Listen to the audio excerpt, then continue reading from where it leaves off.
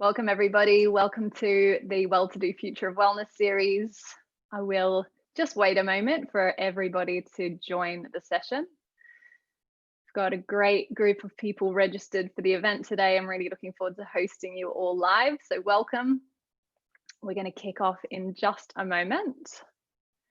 Welcome, everybody, as you come online. Welcome to the Zoom room. This is where we've been hanging out, isn't it, for the last 8 months? We're all getting used to being on Zoom, living in the digital world, and that's going to be a big part of our conversation today. So whilst we wait for as many people as possible to join, what I would love for those joining live to do is just find the chat box and just let me know where you are joining from in the world. And why don't you also let me know what the weather's like outside? So I'm joining you from Surrey in the UK, just south of London, and it has just started raining here in the UK. We are definitely headed for a season change. Tori's joining from London. Great to have you, Tori. For those joining live, just find the chat box and just let me know where you're joining from. I'd love to know. Rachel's joining from Hertfordshire and it's raining. It's definitely shifting gears in the UK. Summer is over. Please do find the chat and let me know where you're joining from, and we will wait just a few more moments for as many people as possible to join. If you're joining me live on the replay, a warm welcome to you as well from wherever you are joining us from. My name's Lauren Arms. I'm the founder and CEO of Well-to-Do. It's great to virtually meet so many of you. Thank you so much for joining the session. This is the third session in a series of 4 events that we are hosting on the future of wellness. Nicola's joining from Folkestone in Kent. David's joining from Blackheath in London. Monica is joining from Dayton, Ohio. Arvin is joining from India. Great to have you back. Yukika is joining from Paris. Becky from Broadstairs. Wonderful to have you all. Fantastic. Okay, so again, great to have you here with us. It's going to be a terrific hour and a half that we have together. We've got an incredible panel joining us today. I'd love to hear from you as well. If you're now with us live and joining in the chat, I'd love to hear from you. If you could sum up which aspect of the wellness industry you're currently working in, it may well be fitness, given the nature of our conversation today. But it might also be any number of the other many subcategories that comprise the wellness industry right now: nutrition, food and bev, beauty, travel. There are many facets to the industry, and I would love to know in the chat what aspect of wellness you are currently working in. So if you could go ahead and let me know, that would be great. I'd love to find out a little bit more about you and who is joining us today. So today's session is all about plotting a new fitness ecosystem.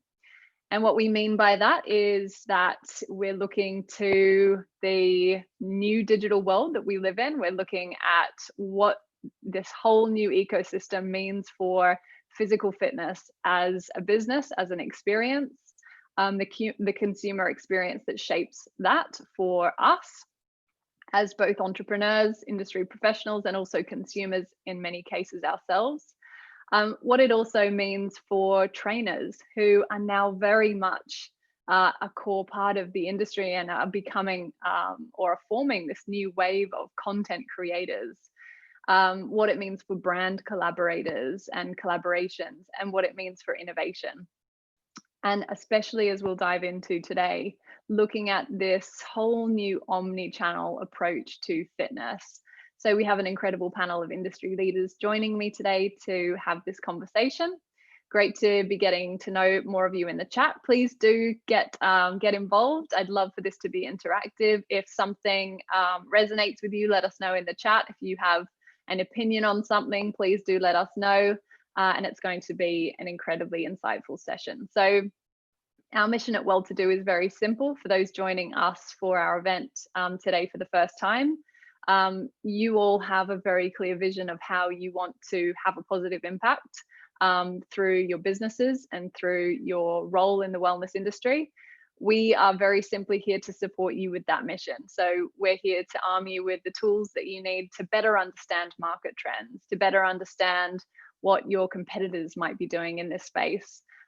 Better understand what's coming up next so that you can make better informed business decisions, so that you can leverage opportunities as consumer behavior and brand behavior changes. And so we help people like you to build incredible businesses and careers in the wellness industry. And we do this through our digital content. Many of you will receive our twice weekly newsletters. We produce digital reports throughout the year. We also host a podcast called The Business of Wellness, on which you can also hear two of our panelists today. Both Kevin from Peloton and Sammy from Fit have both featured on the podcast. And you may not know, but we also do support clients with hiring talent in the wellness industry through our recruitment services, and also through our sister company, Tamara Agency, which is geared around digital marketing for service-based businesses in the wellness industry. So, of course, if any of those services are beneficial or of interest to you, then feel free to reach out to us to find out more about how we can help you. We also work with an incredible pool of partners who have the expertise that we don't have here at WELLTODO. So they are mission aligned, which means they truly do understand the wellness industry, and they also already work with many of the wellness industry's leading brands. Denise, great to have you here. So great to hear so many of you sharing in the chat what aspect of wellness you work in. So please do continue to do that. So the first of our partners that I want to introduce you to, and as I do, I'd love for Emma and Path from MindBody to just join us on the call. Thanks so much, Emma. Path, please do feel free to jump on as well. So the first of our partners is Bird & Bird, who are a full service global firm. They've got 30 offices around the world, and with whom we've had a partnership for the last 4 and a bit years.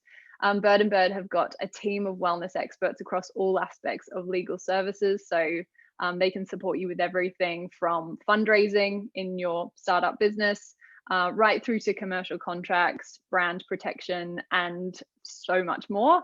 There are obviously many aspects of your business that you benefit from having legal advice on.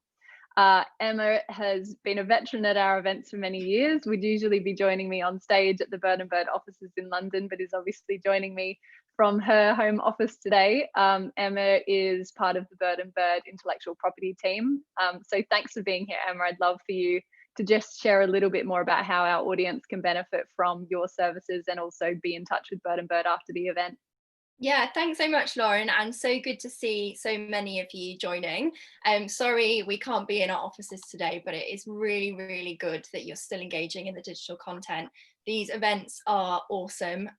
3 down after today, and I know that we've had loads and loads of positive engagement. We've had lots of interest coming back to us and lots of amazing feedback, so you're in for a real treat.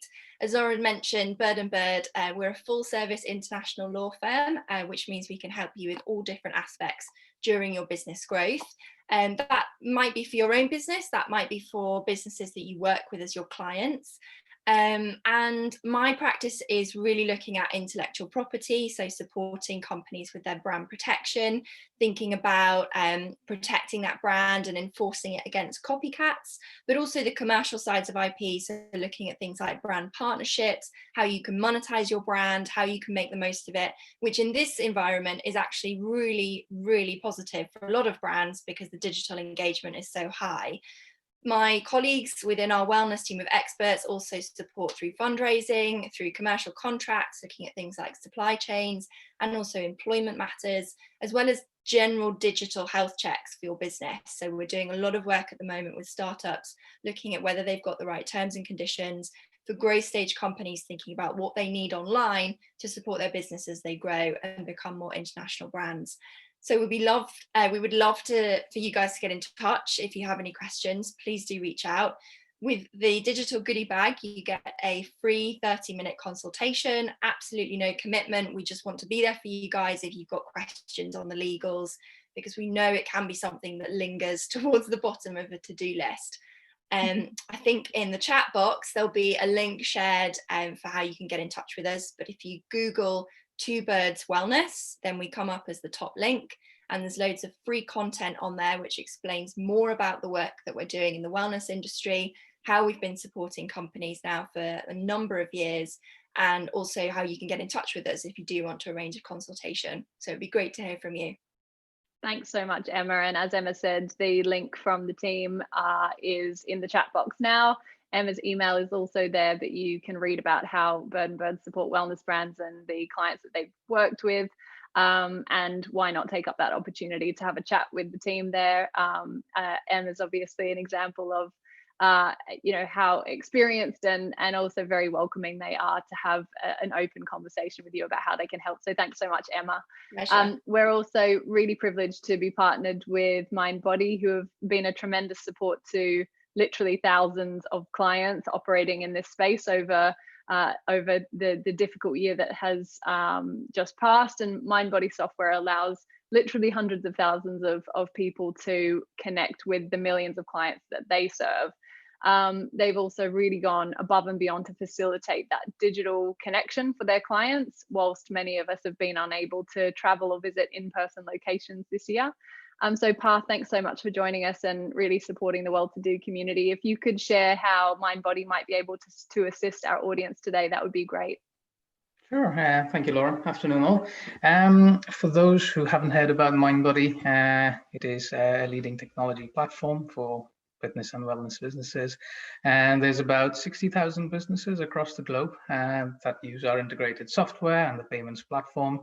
On the consumer side, we work with consumers. We help you find and engage and transact with fitness and wellness businesses. There's over 350,000 classes and appointments a month that get booked through the MindBody app. So if you haven't checked it out, please do. We work with acupuncture, spinning, martial arts, yoga, HIIT, dance, any aspect of wellness or fitness industry. And due to the current pandemic, more and more of these book classes are now virtual. So we had to bring forward the launch of our virtual platform this year in order to meet the urgent need of our consumers. It was developed specifically for the fitness and wellness industry, and it allows you to provide live streaming, video content to your clients, and as consumers access this as well. And as a part of your virtual goodie bag, any new customers joining MindBody will receive 10% discount on their subscription. So please feel free to reach out if you have any questions or would like to see what we do. Thank you. Awesome. Thanks so much, Parth. Really appreciate it. And similarly, all of the details for contacting MindBody will be in the chat. And of course, as Parth and Emma both mentioned, we'll be sending everybody who has attended the event or catching up on the replay a virtual goodie bag. And there are some added bonuses in there from our panelists as well, which I'll share with you a little later on. So Emma, Parth, you're free to be dismissed. I really appreciate you jumping on. Thanks so much. So we will dive into today's content. What I'm going to do now is invite our three speakers to join me on screen. And as they do that, what I would love for you to do, and what I'd love to invite you to do, is to go ahead and share any questions that you have coming up through the panel today, just using the Q&A function. I know a lot of you will be regular Zoom users, so you'll know there's a Q&A function at the bottom of your menu screen. And so we'll do our best to answer those as we go through. You can contribute ideas and feedback in the chat, but if you can share your questions specifically using the Q&A function, that'll make it really easy for me to find them.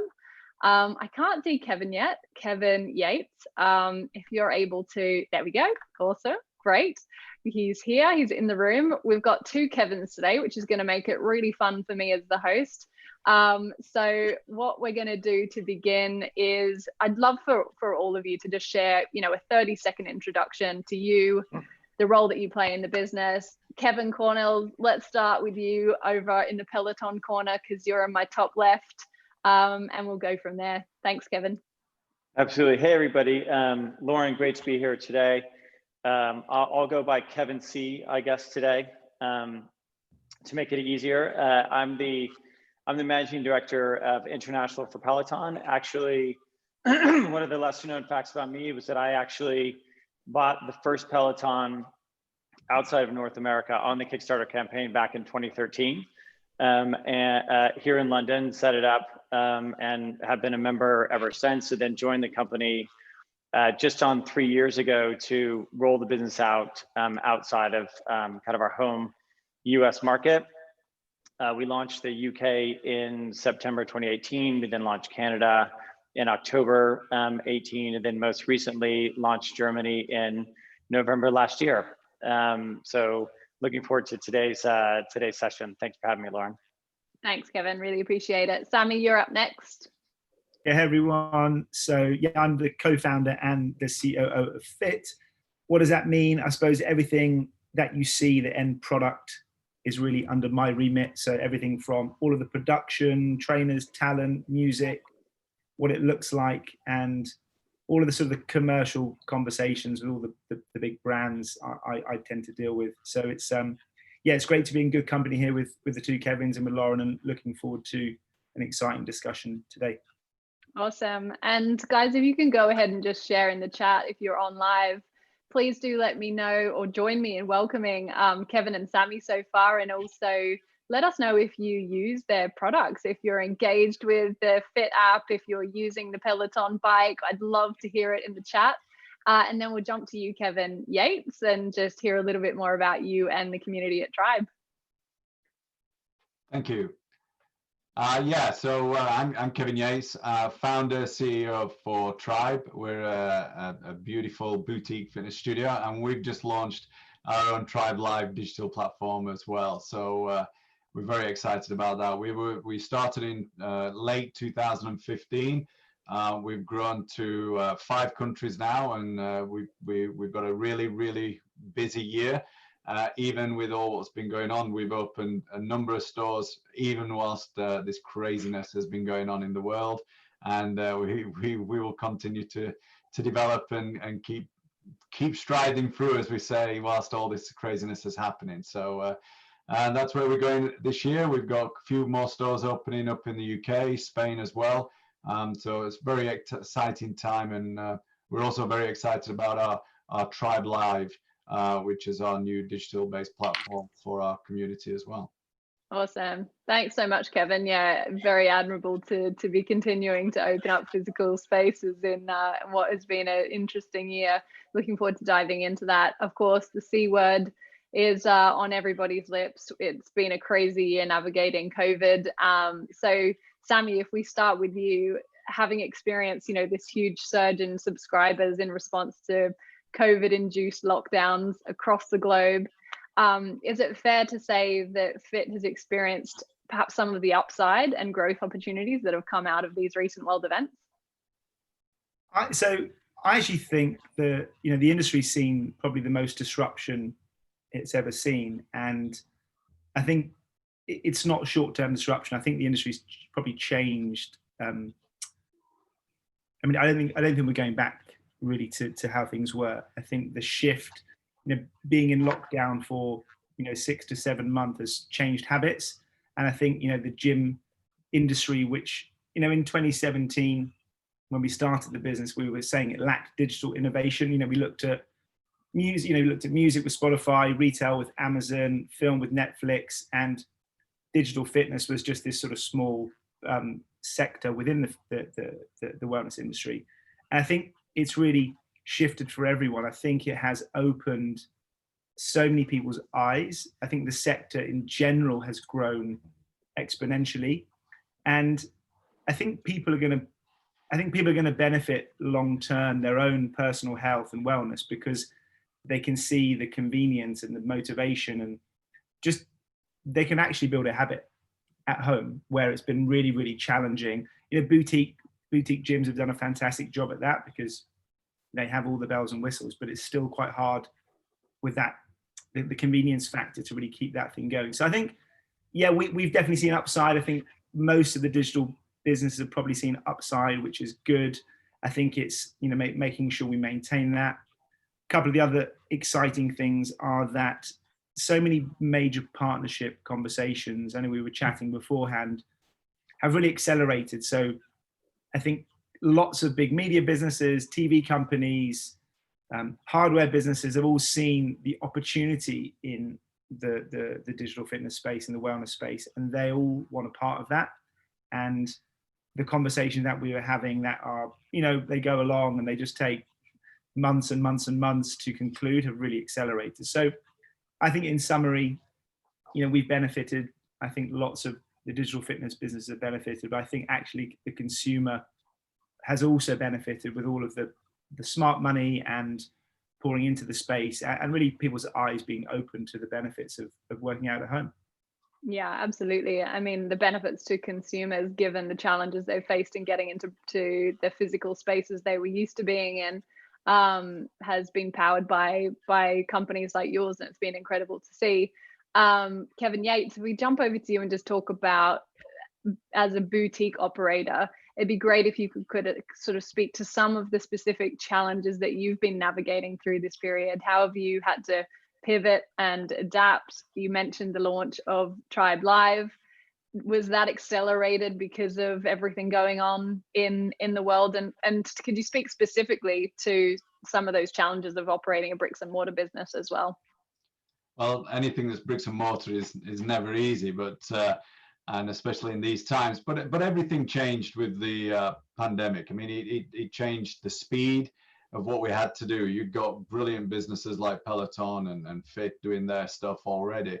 The fitness industry was nowhere near ready. The bricks and mortar industry just did not have what they had, and we had nowhere to get to our communities. And the only way we did that was going on Instagram and Facebook and going live, and as we said earlier, going home workouts, and you were relying on your coaches at home to portray your brand in a way that you wanted it to be seen. And we found that we weren't doing it very well, and so we moved very, very quickly to design our own Tribe Live program, to make sure that we've got something that's really brand heavy, that really offers our community something was appealing.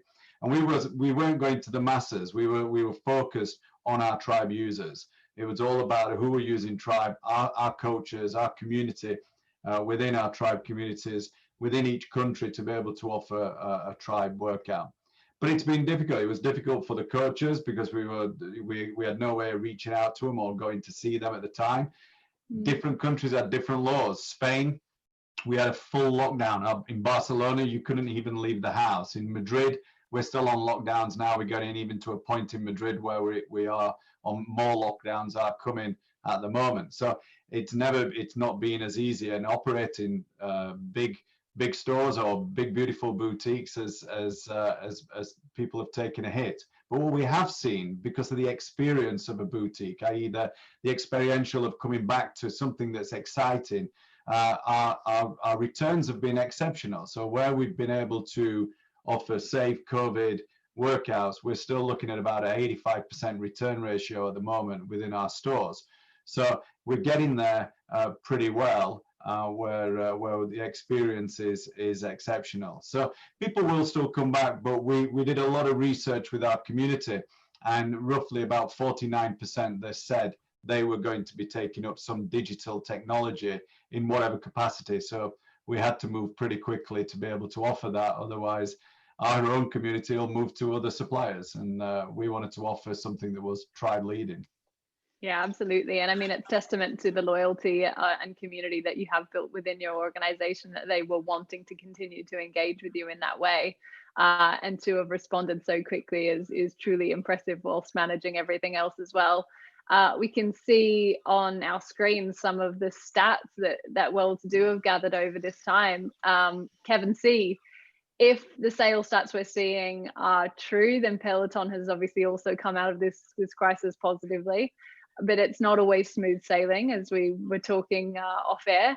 What are some of the challenges and opportunities that have resulted from the pandemic for you guys? For example, I know you've had to close retail locations, you've had supply demand issues, keeping consumers engaged. Can you give us a feel for how it's been for you guys? Yeah, sure. I mean, the first thing I'd say is that I totally agree with Sammy, where he started off saying kind of the game has changed forever. I think that's definitely true. And so we're obviously seeing this push towards digital, and huge kudos to Kevin, and the other bricks and mortar operators who are pivoting very quickly into digital as well, to kind of extend the business. But we actually have a lot of physical elements within Peloton, and so it has been a challenging time, for lots of reasons. So our retail stores. We have 9 retail locations. We had to close those stores. It was a big part of our sales strategy. And we also had to change the way that we actually delivered the bike. So for those of you who ordered a Peloton, we have somebody who will come in, bring it to your room of choice, set it up, get you situated on the bike, make all the measurements and adjustments, talk you through how the software works, et cetera. Kind of a real high touch service there. We had to pull that back and do what's called threshold delivery. So we'll put the bike together, deliver it to you, bring it into the house. And then we actually we took our retail staff who were no longer in store, retrained them effectively on setup, and then they would call you and talk you through the whole kind of Peloton experience. So we had to be pretty flexible in that way. And we were talking a little bit before as well about our instructors. We've got our studios in New York and in London. We actually had to close our studios for a period of time. We had to take the camera equipment and put it into our instructors' homes. Again, something that we never really would have thought of, but it actually worked pretty well. It is kind of amazing how our instructors kind of get into your home. Now I think our members appreciated being able to get into the home of the instructors and kind of seeing what that was like. But that was obviously a huge undertaking to be able to do those classes literally live from instructors' home. So a huge amount of work from our production, our content team, to do that, to try to manage kind of operating in COVID. Good news, we're back in studios now. The other thing that we know is important though is like in this time of need, and I think all the panels would probably agree, people need fitness more than ever. I think both of you guys were talking about that. It's important for physical well-being. It's important for mental well-being. And so we did a lot during the time as well to make sure that fitness was accessible. So we extended our 30-day free trial for our digital app to 90 days, right in the kind of in the peak of lockdown here in the UK. We had a lot of our members who fell on hard economic times. So we started a member relief fund and pledged $1 million towards members' subscription fees, who couldn't afford it just because, they were in a difficult situation, but could really benefit from the whole Peloton experience. And we also had a blue light program and an NHS program to be able to get bikes and equipment into hospitals and into frontline staff, obviously given all the stress that they were under. So, but we had to, necessity there, and a lot of those was the mother invention, like we were talking about before. And so it was exciting to see kind of how it also opened up new opportunities to us as well. But it hasn't been a challenging time, even though obviously from a business perspective, there's a lot more interest now in home fitness. Sure. Yeah. I mean, it's really good to just hear the kind of lay of the land, and for a giant like Peloton that so many businesses sort of look to as a leader in this space, to hear just those aspects of kind of giving back to the community as well that you're able to do at that stage. We've spoken already a lot about the shift in kind of behavior and trends, and we can see on the screen some of the headlines that we've published over the last 6 months, and just how much things have shifted. Sammy, as lockdown restrictions have begun to ease, what impact has that had on Fit's engagement, and how would you describe your position now as we kind of enter this new phase, when you think about the new fitness ecosystem, I suppose? Sure. Yeah, I think it's important to probably look at what that engagement is, and potentially look at that engagement versus what I suppose the gym, being the heart of the fitness sector previously, was experiencing. So our product, the core part of the product is to build habit formation. And to do that, you need to do classes, you need to go to classes frequently. Frequency is really, really crucial. Looking at the gym sector, I think you get your really active users, and I think on average people are going maybe once or twice a month. And I think in terms of class numbers, Fit users are doing just under sort of 12 classes per month at the moment. I know Peloton's similar, maybe a bit more than that actually. And I think what's happening is habits are being built, which is great. And I think because of the length of the period of lockdown, again, we mentioned this in the previous question, is that it's given people time and space to repeatedly do these classes and these experiences. So they're actually building it into their routines. It makes a lot of sense for their daily lives. So when I suppose looking at a lockdown easing, people automatically think about, am I going to go back to the gym. And we haven't really seen engagement drop. What's happened, we've actually taken, I'd say the vast proportion of our new customers during lockdown have been gym goers. I think we've seen who are, you know, avid exercise users. They love to exercise, so they are sort of power user curve. You know, you always want that sort of smile that they talk about. Investors want to see that power curve. That, you know, probably our power user north of 16 plus classes, and that is over sort of 20-25% of users now. And that was probably sitting at 10% early part of the year. So we've seen a real increase in those power users and engagement really sticking, which is really, really strong, because I think of the type of customer that we're getting as well. In terms of the ecosystem, I mean, my favorite article last week in the Telegraph was putting us against Peloton and Apple. So I'd love to see us up there as part of the leaders, which is great. But I think, you know, we are very much sort of data, technology, and content driven. You know, we are an ecosystem player. So we partner with lots of different brands. I suppose, you know, the big news of Apple coming in, they're very much, you know, it's the Apple ecosystem. It's all of their products. So we work with all the different brands. So probably the most exciting partnership we launched last week, which is with Sky, which puts us very much at the heart of the home. You know, I suppose the home is being redefined as well. You know, we've got partnerships about to launch with Fitbit, you know, with Samsung, with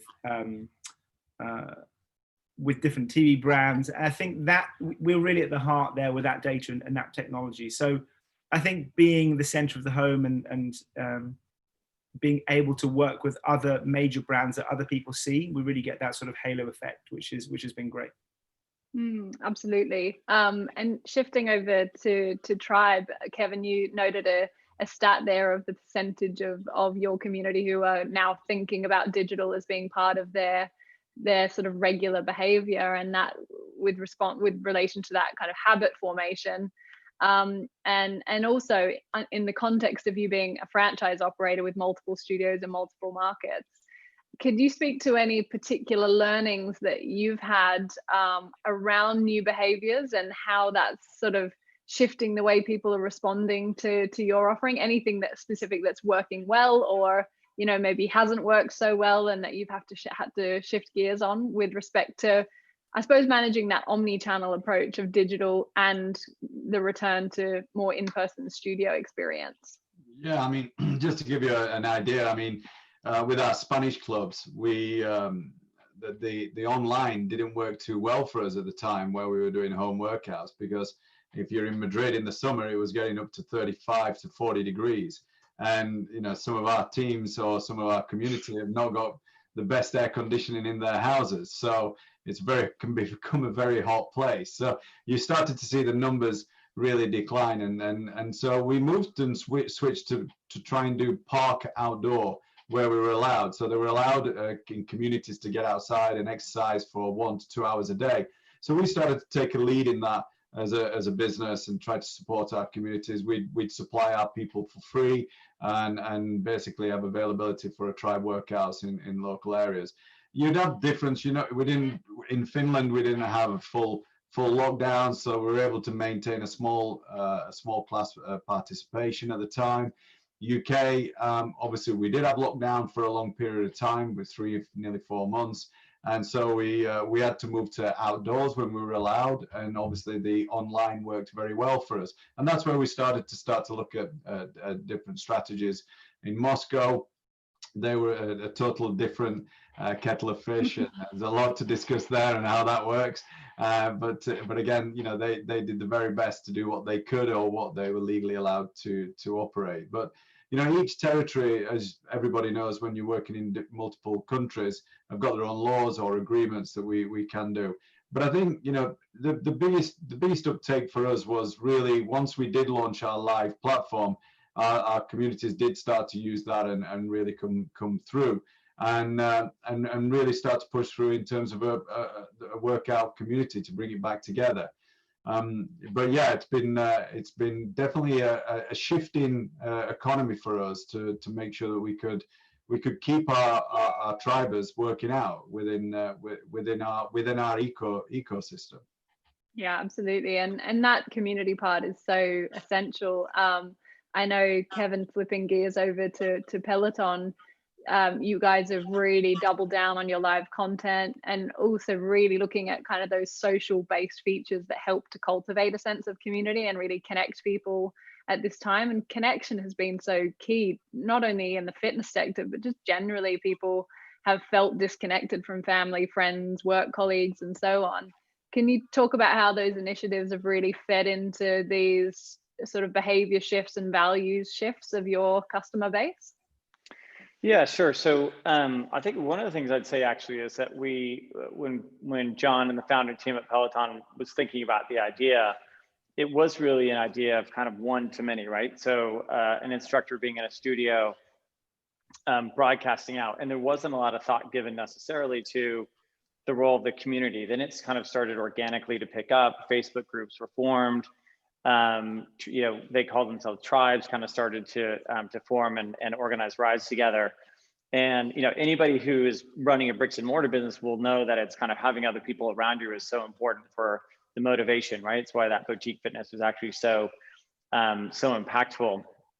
And so we actually didn't even have, I would say, somebody managing social for us until just a few years ago, because it was a bit organic. But we've really embraced it, and we definitely realize how important that community is in providing motivation, providing a sense of belonging as well. And I think, like Sammy was talking about, we've always been about making fitness more accessible, right? Because you can do it at home. But what drives that repeat usage is being able to do it with other people, whether it just be because you want to be riding along with somebody or because you're competitive. So we've always listened to our members in terms of how we've been building in some of the software elements and part of the experience. So we added something called Here Now just last year. So what we found was that there were now so many people riding on the platform. Even if Lauren, you talked about live classes, it's always been kind of something we led with, but it is convenient to take a class from the library. What we found is that there are a lot of people taking the same class at the same time. So if you can imagine, when you're watching, I don't know, Game of Thrones on Netflix, there's going to be other people around the world watching it. So you can kind of be in that shared experience together, and those shared experiences are really valuable. And so you could see who was in the ride. You could give them a high five as you pass them on the leaderboard, or even just to say hi. So it really makes it a much more kind of interactive experience. One of the other things that we just launched this year that we're pretty excited about is tags, right? So people are forming communities, whether it be around our instructors like Ben's Army, or it's around moms like Peloton Moms. Like, people want to be around people who have shared interests. They can communicate on Facebook. They join up and do rides together. So it's been hugely valuable, for us to learn from our members how they're using it, and we've really invested in community and doubled down on that. And I think the one interesting thing now is that the community is really going global, right? I mean, it's interesting, Lauren, when you're kicking off here and people logging in from all over the world. I think most of us are sitting in the UK on the panel, but there's people all over the world who are participating in this experience. And yet the same thing is true when you're jumping on a class.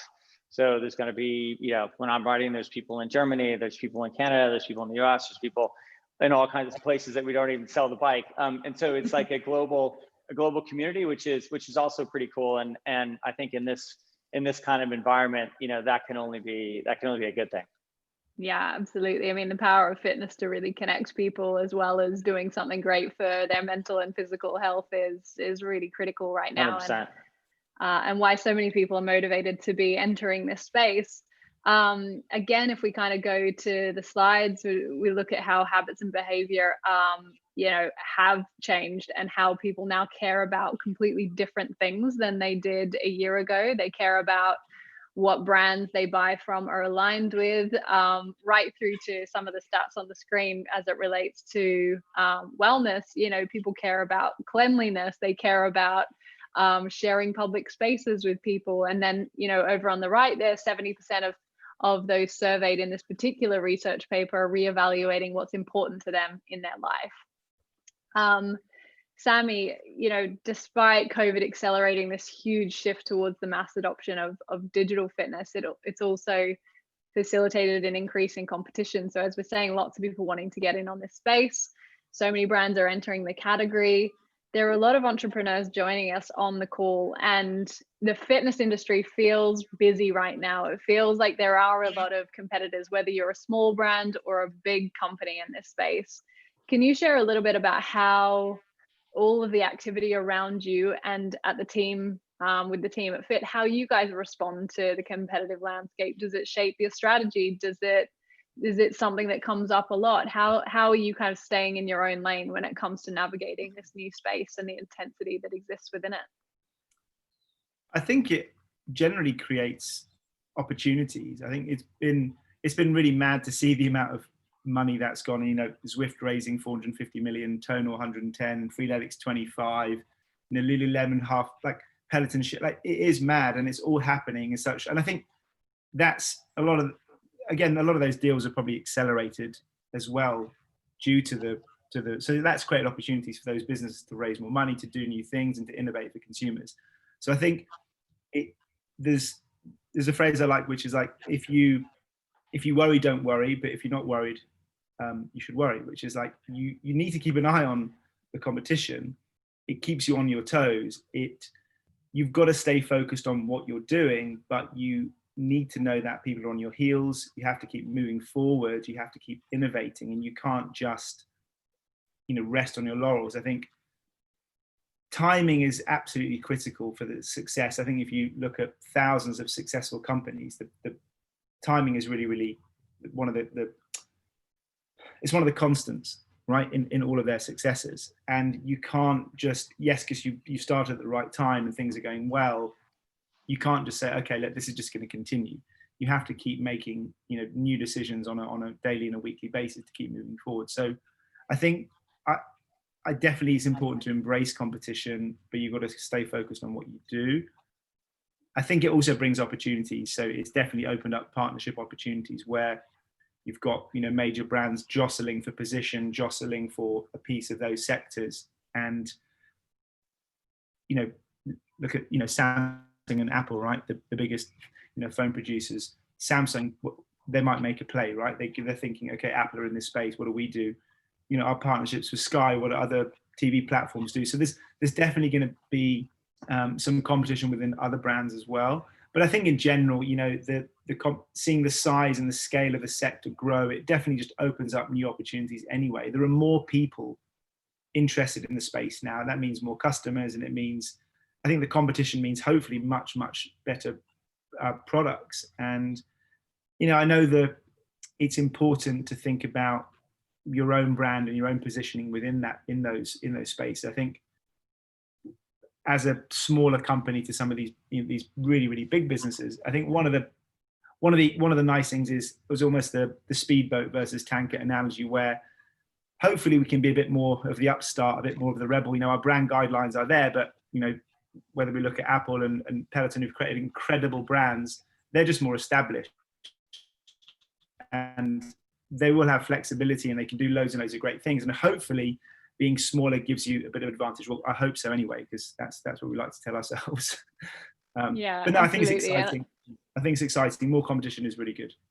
Yeah, and I think that will resonate with even the smaller players who are maybe single site operators who are joining the session, to understand what part they play in all of this. And equally, I often remind my own clients, you know, it feels when you're in the bubble of the work that you do, like everyone is in the fitness space right now, and we forget that there's also a huge kind of there's also a huge problem with lack of movement, with lack of fitness, with people. You know, there's an obesity crisis, for example. There are lots of health conditions that lots of countries are experiencing that could be combated by more activity. And so that presents a huge opportunity, right, that we forget about when we're absorbed in the day-to-day of the competitive landscape that we're in. Kevin Yates, if we, you know, also think about, you know, that hesitance that we see on screen of people returning to the in-person fitness experience, what would you say the key things that boutiques really need to consider when kind of positioning themselves in this new ecosystem and re-engaging consumers as things change? I think you know, boutiques on are really well positioned to make sure the experience and the experiential of the customer is there, and that's why boutiques and the rise of boutiques did really well. I think when you look at the fitness market as it stands, there's going to be some real hits on many clubs throughout the world in this next 6 months. That's from being able to operate, but also from the standards and the what the consumer's looking for now. If you look at the key 6-7 key things the customers now wanting, and even if you look at the 57% care more about cleanliness than they did in the pandemic, standards and the operating standards of the big box operators are going to have to really change.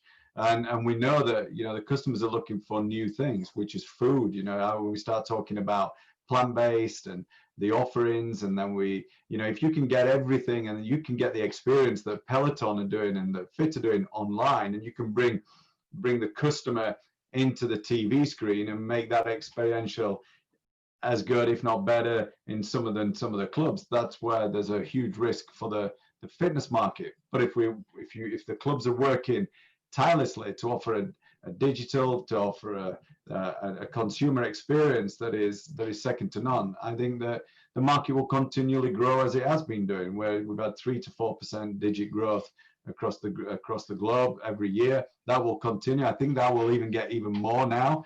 And I think the benefits of having digital, online, at home will only add to the clubs that are doing really well in servicing the communities and offering great experiences.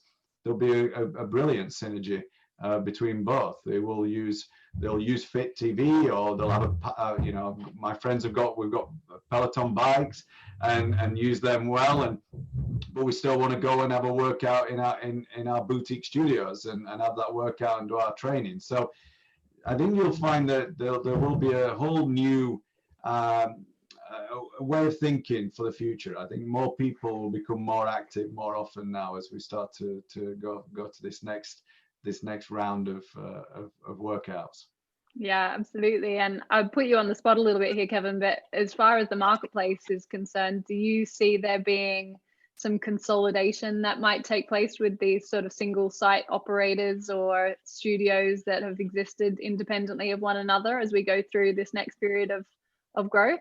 I think independents will do really well. I think independents can move, they're agile, they can move quickly, they can create new things. I think sometimes it'll be the bigger box operators that are operating 30, 40 stores might not be as agile and not be able to move as quickly. So there'll be some losses in this next 6 to 12 months once furlough and ERTE finishes, the government schemes for people. And so there will definitely be some losses before Christmas. And I think you'll see some consolidations or changes in the way of their thinking as well. I am reading some of the big operators are saying they're not going to move into the digital space, and I would probably say that's their blockbuster move. I would say they definitely need to consider how they're going to talk to their communities. Yeah, I've heard that that reference to Blockbuster come up quite a few times in this pandemic. If you don't move, you'll end up in that Hall of Fame. So, Kevin C., when you guys look at kind of now a strategy to reach a bigger portion of the market, a strategy to kind of go, again, I guess, next level mass market, we've seen you expand your product lineup. We've also seen you kind of cut the price of your core exercise bike. Can you talk a little about the strategy behind these moves, and is it part of a wider goal to kind of open up the share of the market? So, definitely we're always looking at ways to grow kind of what we call the serviceable addressable market, right? So people who have an interest in a Peloton product, and you identified kind of those two key vectors there. So the first is accessibility. So you mentioned that we did two things. We announced two things recently. So we brought in Bike Plus, and I'll come to that in a minute in terms of what that brings for the kind of a focus on the full body experience in a single workout. At the same time, then we lowered the price of our bike. So in the UK, for example, it's now £45 a month if you finance it for 39 months. We also talked about bringing in a lower price tread as well, which will be launching in the UK in December. at a more accessible price point under 2,500 pounds as well. And the other thing that we've really been talking a lot about this year is our digital product, which gives you access to all of our content without the hardware for $12.99 a month. So when we talk about it internally, it's all about accessibility, right? I think we were aware that we had a reputation historically about, you know, being a product that was aspirational but expensive, and so it's something that we definitely want to try to move away from. We always talk about the value that you can get from a Peloton. So, you know, Sammy was talking about some of the workout stats, you know, throughout the month. We were in the teens as well. It's now kind of mid-20s from a family perspective. But if you kind of do the math of what a Peloton costs and the subscription and the membership as well, divided by the number of workouts, right, it can be super competitive, particularly if you have multiple people in the family using it. So we are trying to make it more accessible. That was absolutely a strategy, Lauren, to answer your question there around trying to make it more accessible for more people and have different points of entry into the Peloton experience, not just one, which is really kind of where we started out with. And then the other thing that we've really been focusing on when I talk about Bike Plus and then Tread is extending the disciplines that we operate in. So, you know, actually even when I joined the company 3 years ago, it was mostly focused around the bike. It was mostly focused around cardio in the US market. And then we launched Tread in North America. We launched Launch. So we've got running, we've got boot camp, we've got strength, you know, core, stretching, yoga, meditation, outdoor running. We've recently added bar as well. We've got dance cardio. So, you know, my girls will be doing dance cardio on the TV. My wife will be doing yoga. I'll be doing outdoor running and the bike. So we've definitely extended the disciplines there. And it wasn't actually part of the original thesis around Peloton. It was more just listening to our members. They were saying, we're loving this experience on the bike, but then I go and do my other bits of the workout somewhere else, right? And so we said, well, yeah, we could definitely help with that. So, which is why we kind of extended the disciplines that we're getting into. And so with Tread, you can see we've extended that into a new hardware category. So for people who want the same cardio experience and CrossFit and boot camp experience, but might be more runners versus cyclists, right? So we are trying to appeal to a wider audience there. It's definitely been part of the strategy. Yeah, awesome. That's really interesting insight. Thanks so much for sharing that, Kevin. I want to sort of shift gears a little bit and talk about the role of fitness instructors in this whole shift of the ecosystem. They are so critical to the experience for all of your brands and for those listening for their respective companies as well. And so whilst people are critical to the experience, Sammy, it's been hugely transitional and an uncertain time for fitness instructors as well. In some case, you know, they've been leveraging their own personal value to start to build relationships directly with their audiences, and social media platforms have been great for that. As a business, how does that feed into the way you work with your instructors? Do you view this as a threat, or is there an opportunity there to continue? Because I know it has been such a critical part of the FIT model to really leverage instructors who have a reputation or have connection and loyalty with their audiences on a personal level as well. I think there's, you know, you've got a couple of different types of instructors, you know, and I think there's definitely it's been a very, very challenging time for a lot of them. I said predominantly, I suppose those in the gym sector. You know, we have partnerships with one of the biggest gym chains in the UK, and I think your traditional in-gym instructors probably challenged, and they've had to really adapt quite a lot. You've got a number of instructors who do have an online presence, they have a social presence, and they have been, I suppose, putting themselves out into the world for some time. I think really everyone's had to adapt and innovate. I mean, even my local restaurant, which is now sells plants, does beers and cocktails, and it's an organic food. I mean, it's great for me. And it's still a restaurant, so they now do 4 things. And I think, you know, adaptation, innovation right now is absolutely critical. It's definitely, you know, we've seen that shift for, you know, Zoom being the you know, another big winner in the space in terms of, you know, the platform that we're on right now, but taking those workouts into people's homes, you know, multiple people logging on, and that desire for the live experience. And I suppose the accountability of it being at a particular time has been quite an important part of the last 6 months. But it's also, I think we've seen it as an opportunity. And just recently, we've just employed two of the best master trainers in London. One of them from Third Space and one of them from Block. In terms of, they've both got over a decade of experience, and we're starting to try and build out that full-time team with great experience. And as things shift towards digital, and as we're seeing more of, okay, this thing is the new world, this is where things are going, and it's not just the sort of the add-on to the gym, being that sort of core piece. I think it's definitely going to provide opportunity. There's going to be more competition. I think my view is, businesses that are successful digital are going to get the best instructors. They're going to be able to pick from really the best instructors because they want to be part of this new shift. And I think, getting amazing talent is really, really important. So I'm excited to, as Peloton do, we try to bring fresh new talent on regularly. I think that, customers like to connect with different people. As the market size shifts, people want different people. It's quite a personal experience. So we've seen it as we've been able to learn from all of these instructors and all the things that they're doing online, and also being able to actually acquire some really fantastic new talent because of it. Yeah, absolutely. And for those listening live, just a reminder that if you've got any questions stemming from these insights from the panel, please do use the Q&A function at the bottom of your screen, and we will try and get to some of those questions.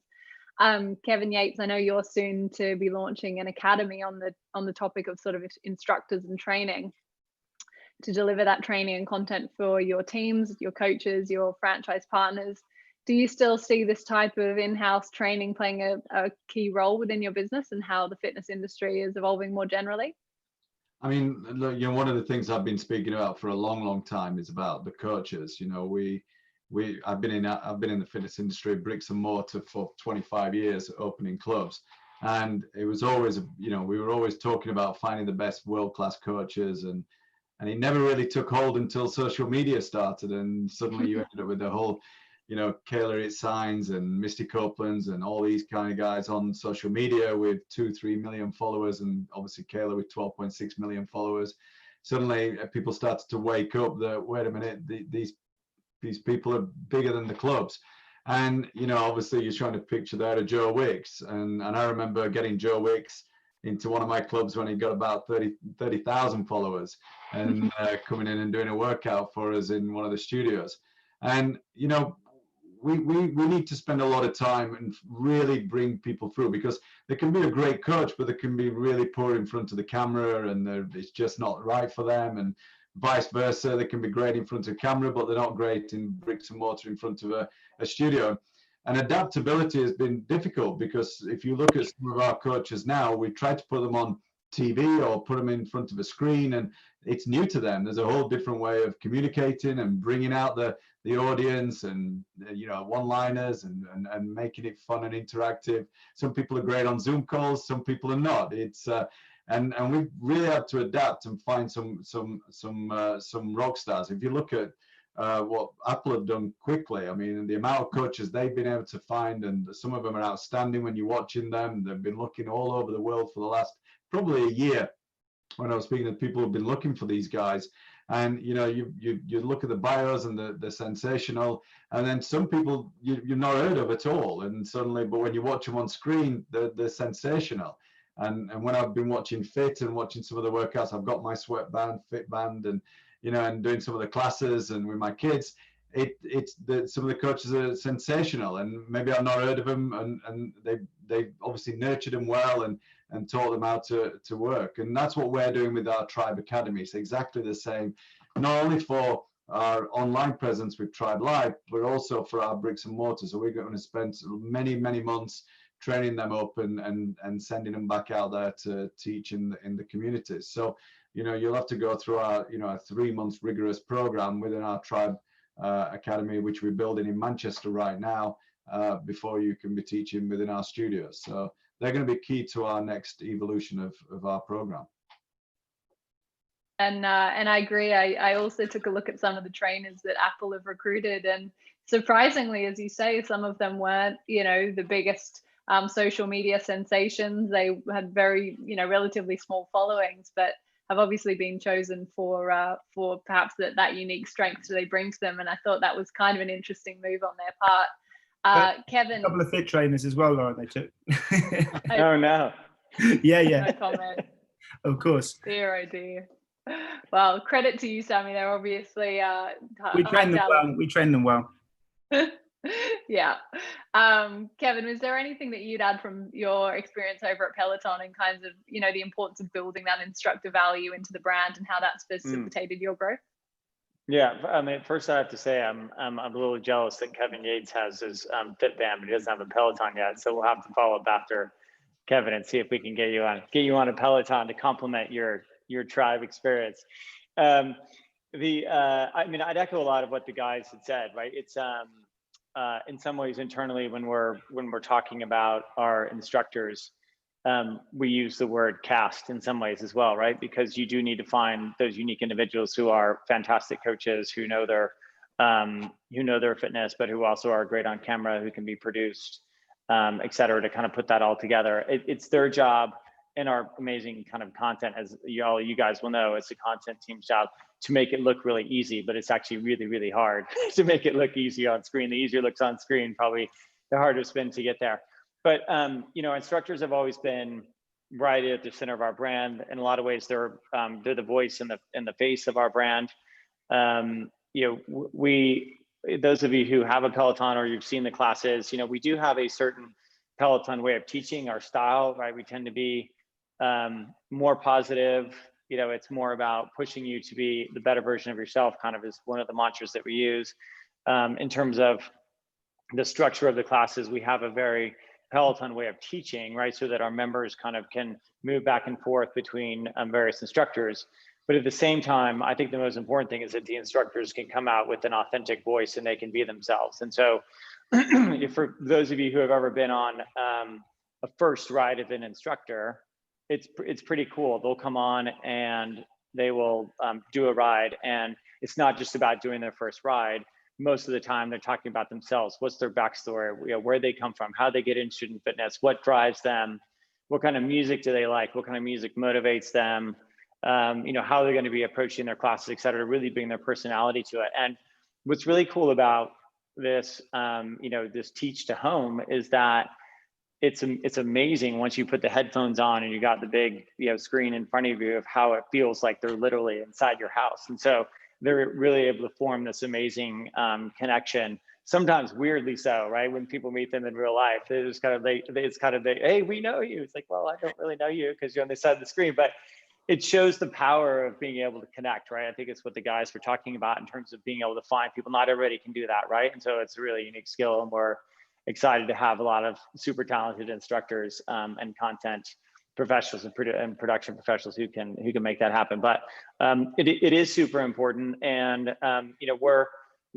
think to the where do we put them in terms of building the brand, et cetera. I think we're trying to build both up together in some ways. It's a great platform that they have to be able to teach to tens of dozens, hundreds of thousands of people, which is great. At the same time, we also want, from a business perspective, right? We want to be building up the Peloton brand and the collection of instructors that we have. But so it's a really super important part of this business. Is everyone who's in the business knows that connection that you're making, whether it be in the studio, as a PT one-on-one, or even as a stream class with 15,000 people on it. That connection is super important. It is the future right now, is digital connection. Whether we like it or not, this is how we're connecting with people. So we kind of need to embrace it rather than try and fight against it, as it were. If we jump to future trends, we kind of start to wrap things up, and you'll see on screen our audience some stats around kind of consumer habits shifting, thinking about the future, how that shapes our behavior. Sammy, metrics and personalization, health metrics and that personalization element of digital fitness has been a hot topic. I mean, we've talked about it before, we've talked about it on previous panels. It continues to play a really key role in consumer expectations when it comes to fitness offerings. We want to know how well we're doing. We want to know how we're performing. It's a really key element of gamification of fitness. What role do you think it's going to play as you kind of continue to build out Fit and the future trajectory of the fitness sector more generally? You know, I suppose our aim when we started the business was to try and lead the interactive fitness category. I think the key thing that we talked about in that very first, you know, sort of idea was that, you know, fitness was lacking digital innovation. You know, we looked at what we used to call Fitness App 1.0, which was essentially taking PDFs and putting it into an app. I think, you know, the churn rate was something like 98% after 30 days. And it's because there wasn't anything really keeping you accountable. There was nothing really giving you progression. There was no way to connect with users. You know, I know we've got, you know, the Fit device, but you can connect with an Apple Watch, with a Polar, with an iZone. That, for me, I've always called it the bridge, you know, into the community. And that connection with others, you know, seeing them there, being accountable. At the same, you know, you have that with Peloton on the leaderboard, working out with people. It keeps you accountable, you know, pushes you harder. It makes you keep coming back. I mean, our first ever class that we filmed, you know, to raise the money that when we built the sort of the prototype, it was a disaster. You know, it crashed. We had like 10 investors on it, crashed 3 times, but one investor was like, oh, I got some points. I wanted to come back the next day. They ended up giving us the money, even though, you know, we're sat there putting our hair out. It worked. And it was that particular thing around the data and the interactivity, which was always at the heart of what we wanted to do. So, you know, we've really only just scratched the surface. You know, we have 2 data scientists working full time, you know, in-house. We have a real drive to create personalization and to create, you know, data and metrics that help you keep coming back. We want to build habits. You know, everyone knows the success of the relatively arbitrary 10,000 steps, but that thing alone makes people walk around the block a few more times. It makes them walk up the stairs. And I think, you know, putting data and personalization at the heart of the product has been there since day one, and we're going to really, really sort of continue on that path. I think it's using data in a positive way to help you build that fitness habit, and also to make it really social. You know, we built an effort-based system with our Fit Club, you know, with the leaderboards where you can log in, you can compete on that leaderboard. And we know that people who do those classes work out, I mean, I think it's 22%, and it's definitely north of 20% harder just for being in that situation. So you're either getting more, you know, you're getting more out of it, you can be more efficient, or you can do less workouts and get the same results. So it's really such a key part to our original strategy and our future strategy. Yeah, absolutely. That's so interesting. By the way, can I just check my sound is definitely still working, isn't it? My AirPods just died, but can you guys still hear me? Yeah. We can hear you, you're just a little bit quieter, Lauren. All right, thanks, Kevin. Let me just charge my AirPods and get them back up and running. Kevin Yates, in terms of the future for Tribe looking forward, you've mentioned you've got openings happening in your bricks and mortar business, and navigating these launches in a post-COVID landscape is obviously going to be challenging.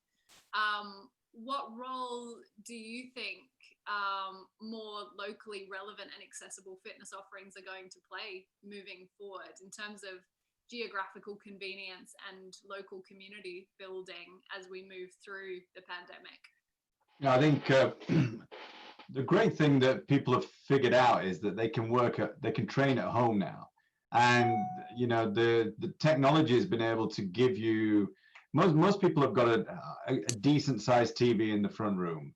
You know, Peloton have reduced the prices, so they made it more accessible and affordable for, you know, everyone to operate. Like you said, even a family setting, you can buy a bike and you can share it with a family, and it's great. And like I said, I use my friends and it's great. And you've got that omni-channel system, and you know, where you've got where you've been able to set up a home now as a home studio, your garage, you're able to do things at home. And you know, even on lockdown, and I've been running gyms I've re-kitted out my garage. I was fitting it out. I was doing my home workouts. My kids were doing the home workouts in the morning on the screen TV, and then doing schoolwork at home and all this kind of stuff. So people then said, wait a minute, I can work out at home, and it feels okay, and I can work out with my family, and I'm having fun. health clubs and gyms are going to have to work really hard to pull this consumer back. And there are a lot of gyms where they're saying they're only getting 20-30% pre-COVID usage at the moment, and it's taking a lot of time to get people back in confidence, people wanting to be together. You showed a social distancing statistic earlier and saying what percentage of people don't really want to be clustered together at the moment. And that's going to continue. So I think there's a real shift. We've got to work hard in terms of the excitement of coming back to a boutique studio. I think boutique studios are going to win outright in this. I don't think they're going to have no problems. There's some fantastic coaches. It's all about the coaches. It's all about the trainers. They'll bring people back and they'll bring them into that setting. I really believe that, you know, even now we're building stores right now in Scotland, in Manchester, in Bristol. We're going to keep going forward with the stores as a boutique offering, and we really believe the customer will come back. But we're going to work very, very hard in our omni-channel business in terms of what we're offering from a digital space to be able to come for our customers to have really a couple of different ways to work out. And I think that the great thing is with costs of these things, a little bit, whether it's like a Netflix, you want to put it in that kind of environment, people will use different things. I've got Apple, I'll use Apple, I'll use my Tribe workout, I'll use my Tribe online, and I'll use someone else's, because they'll follow the coaches, they'll follow the instructors as well. They'll get used to the certain type of coaches and they'll want to be with them. So the biggest winner in this will be the coaches are going to be like rock stars. They're going to be the Messis and the Ronaldos of the world. And, you know, get ready, because someone's going to have to start paying these guys in the future. I love it. Yeah, absolutely. And like you say, you know, if you like eating out, you go to multiple different restaurants, don't you? If you like watching box sets, you watch HBO and you watch Netflix, and you have probably your Disney thing for your kids. So fitness is going to be the same. In terms of the growth trajectory for connected fitness, Kevin, where do you see it heading, and what role is Peloton going to play in all of that space, that connected fitness space? Yeah, sure. So, you know, obviously from the very beginning of the company, it's been what we've been thinking about all the time, right? And I think if you go back to the founding story of the company, you know, John Foley, he loved boutique fitness. I mean, Kevin, a lot of things that you're talking about, he loved his instructors at SoulCycle and Flywheel in New York City. He loved the music. He loved the leaderboard and the competition, Sammy, that you were talking about. But he was, you know, getting busier and busier, and had kids and trying to juggle everything. And he was going 4 times a week, then 2, then maybe once on the weekend. And so he kind of figured out maybe earlier, I think Kevin's right, like it's here now and it's not going to go back. But, you know, he figured out earlier, oh, you can do this from home. And so kind of Peloton was born. So it's kind of been the core, you know, of our business model from the very beginning. And so I think it's our ambition to be the leader in trying to bring it into the market. There's a lot of, you know, room out there for everybody. I think it's been fascinating to hear today how the different businesses in fitness have been responding to it. And I kind of agree with, I think Sammy made the comment that I think probably more people are working on now. There's more focus on how important it is to stay physically fit, how important physical fitness is to mental well-being and fitness, right? So everybody's talking about it now. Everybody's doing it now. You know, people are working out now more than ever. And I think it does mean other businesses who are, you know, not in connected fitness or digitally enabled kind of have to make that pivot now. But for the world of fitness overall, I think it's, you know, I think it's a great thing. And so what we're focused on is, like we were talking about before, it's that accessibility. It's also bringing more of those fitness disciplines, finding more of those instructors that everybody's been talking about, who are super important, which, you know, we totally agree. And then, you know, ultimately trying to bring that into more markets as well. But you know, even given all this change, I think it actually only is positive overall for fitness. And I think you will see some form of connected fitness is really going to be where a lot of that growth comes from. Yeah, and to finish on those thoughts, Kevin, what do you think is going to be the key for brands of any size really surviving this crisis now and in the future? What should fitness brands be doing to become more resilient, to be protecting themselves or future-proofing themselves in this space?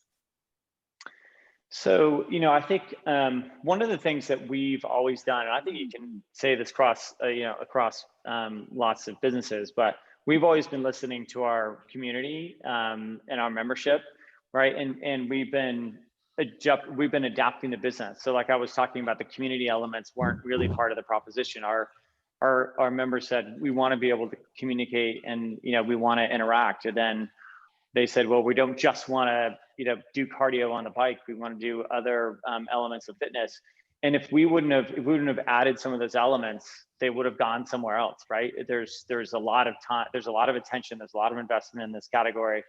We're going to have to, you know, I think we got an advantage starting early, but there's going to be a lot of competition coming into the market. We're going to have to listen to our members. You know, even you know, listening to you know, Kevin talk about those brick and mortar members who are now engaging in the park, or like, you know, through digital. You kind of have to meet them where they want to meet you, right? And that's kind of what business is all about. So I think that's something everybody should kind of keep an eye on. And we wouldn't have guessed necessarily some of the things that our, you know, members are doing now and asking for, but we want to make sure that we keep listening to them. Yeah, it's great advice. Sammy, what would you add to that in terms of, you know, what fitness brands should be doing to become more resilient? How do we future-proof ourselves? What advice would you have to offer? I think if we look at the world right now, I think it is, I think the key thing is being able to have an online presence. I think that's like right now, whether you're an individual trainer, you know, whether you're a bricks and mortar business, whether you need ways to be able to continue to communicate and interact with your customers. And I think that's what's happened with a lot of businesses, is they've just automatically, the communication has stopped because a lot of it is in person. And that was where they're building that tribe and that, you know, the brand love. If you think about, again, the success of the boutiques is all of that brand love built through that interaction, the high fives, the juice bar, you know, it's you know, more spa, less bar these days, right? Everyone's sort of in that's the nightclub, right? They're all there building that brand love. And I think being able to extend that digitally is really, that's a critical piece. I know we're here talking about digital fitness, but I think it's the same as before, you know, we talk about with Spotify and Netflix and Amazon, the whole shift to online. This is the world that we live in. So really, whatever sector you're in, you've got to be able to play within the digital space. You know, even if you are predominantly going to be a bricks and mortar business, you absolutely have to have a digital offering, and it's got to be, I think, yeah, some of the boutiques, and you know, Kevin potentially testament to this with Tribe, is like they have this amazing, like, physical brand, beautiful retail space, beautiful gym, and then the online presence is like, oh, we'll just do that, and it just doesn't marry up. So there needs to also be investment in maintaining the brand integrity in their digital presence as well as their physical presence, I think. Yeah, absolutely. Kevin Yates, could you finish with any sort of final advice from your perspective on that? And just as we wind up, again, kind of building resilience and future-proofing yourself from your perspective. Yeah, I mean, look, you know, I totally agree there with Sammy. I mean, it's going to be a key part of our capital going forward in terms of our investment. It's digital. It's going to be a big part of our win strategy. And, you know, it's about bringing what we do within our studio, also within our digital. We spoke about it earlier, where the rewards, the recognition, we have a journey where you go through how many sessions you complete, you get different rewards to get to the top. We have our sweat points. That's within our studios. We brought that within our online. So it's all connected, and it's connected to working out at home. You still get your sweat points, you get your rewards, you get to a legend on our leaderboard.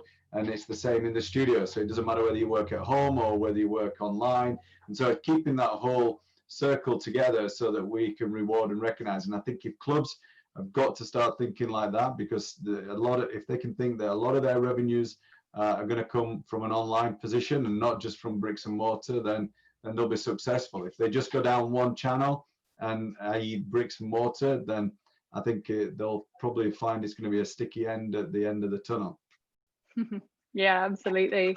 Wow, the three of you have provided three different perspectives, very interesting and dynamic conversation, and I really appreciate you all sharing your insights. If you're still with us live and would like to join me in the chat, thanking our guests this afternoon, Kevin, Sammy, really appreciate you sharing your insights, and there've been some terrific insights of that as we've gone through, so thank you very, very much.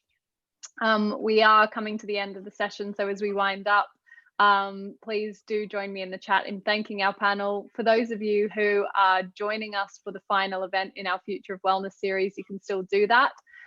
Next Tuesday, the 13th, I'll be joined at the same time by Ian Chambers, who's the CEO at Moshi.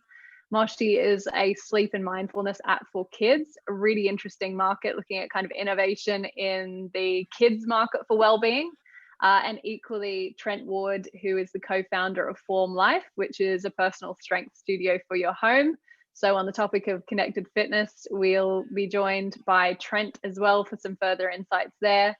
For those of you who are looking for further insights, we have recently released our latest report.